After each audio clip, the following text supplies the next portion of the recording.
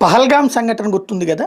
పాకిస్తాన్ నుండి వచ్చినటువంటి తీవ్రవాదులకి లోకల్గా ఉన్నటువంటి ఒక ఇద్దరు సహకరించి వాళ్ళ ఇంట్లో అట్టు పెట్టుకుని ఆ ప్రదేశాలన్నీ చూపించి పాకిస్తాన్ నుండి వచ్చిన ముగ్గురికి, అలాగే వాళ్ళ ఆయుధాలని జాగ్రత్తగా అక్కడి నుంచి ఎక్కడ దాచారో అవి తీసుకొచ్చి వాళ్ళ చేతికి అందించి ఈ దాడికి కారణమయ్యారు. వాళ్ళు అరెస్ట్ అయి ఉన్నారు, జైల్లో ఉన్నారు. చంపిన వాళ్ళు పారిపోయారు, పాకిస్తాన్కి వెళ్ళిపోయారు. ఆ రోజున జరిగిన ఇన్సిడెంట్, ఆ తర్వాత పాకిస్తాన్ మీద మనం చేసిన యుద్ధం, ఇదంతా గుర్తుంది.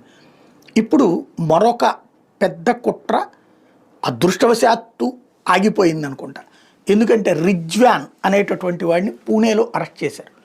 వీడు అక్కడ స్లీపర్ సెల్, అక్కడ లోకల్గా చిన్న చిన్న పనులు చేసుకుంటూ బ్రతుకుతుంటాడు, చిన్న చిన్న వృత్తులు చేసుకుంటూ బ్రతుకుతుంటాడు. చుట్టుపక్కల అందరితో, అన్ని మతాల వాళ్ళతో స్నేహంగా ఉంటాడు, హిందువులతో బాగా స్నేహంగా ఉంటాడు.